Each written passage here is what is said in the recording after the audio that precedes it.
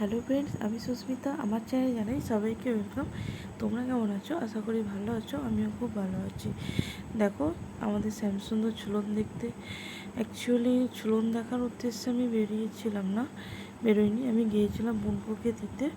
তো বাড়ি এসেছিলো আমাদের যে শ্রাবণ মাসের শেষ সোমবারে জল ঢালা হলো না, তখন ওকে নিয়ে এসেছিলাম।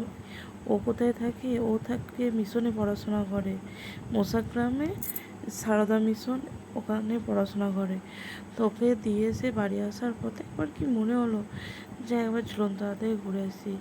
আর বললে বিশ্বাস করবে না, অন্য বছরের তুলনায় এবছর ঠাকুরগুলো এত সুন্দর করেছে, জাস্ট কোনো কথা হবে না। দেখো, আর সত্যি কথা বলতে কি, একা একা মানে মেলা দেখতে বলো, ঘুরতে যাওয়া বলো, খুব একটা ভালো লাগে না।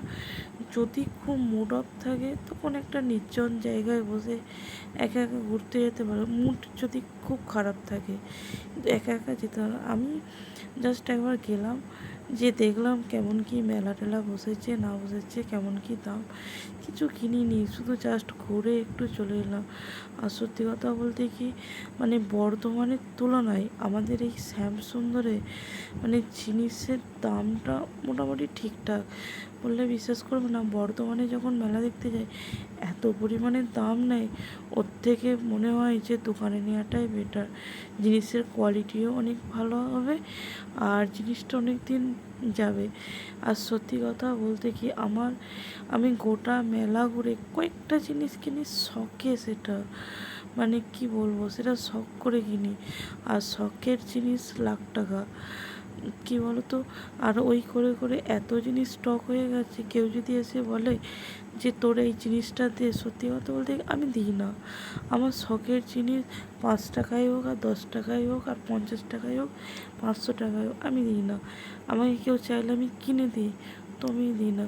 আমার প্রত্যেকটা জিনিস খুব শখের।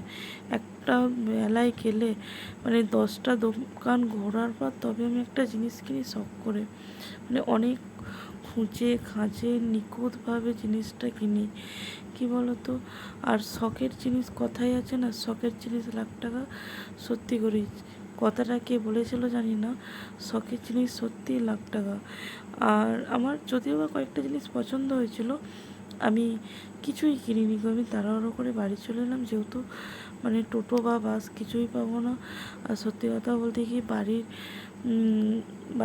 বাড়িতে বাইক আছে থাকা সত্ত্বেও নিয়ে আসার কেউ নেই, কারণ না দাদা থাকে না, ভাই যেখানে জব করে সেখানে থাকে, আর বাবা তো চালাতেই পারে না।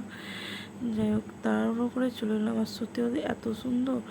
আর আমার এখানে একটা মানে অনেক দিনের থেকে ইচ্ছা একটা গণেশ ঠাকুর নেওয়া, কিন্তু ভাবছি নেবো কি নেবো না।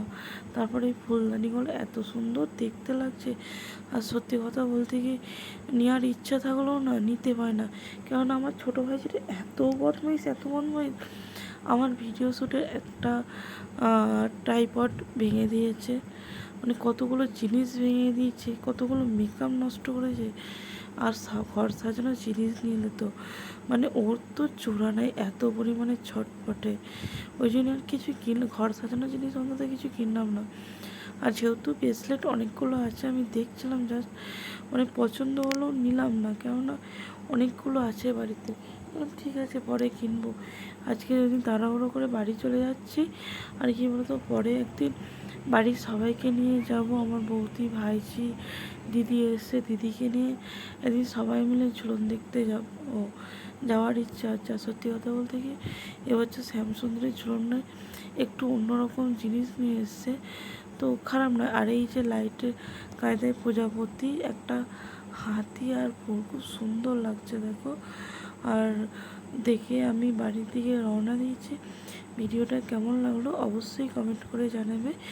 যারা ইউটিউব থেকে দেখছো চ্যানেলটা সাবস্ক্রাইব করবে, ফেসবুক থেকে দেখছো যারা পেজটা ফলো করে দেবে।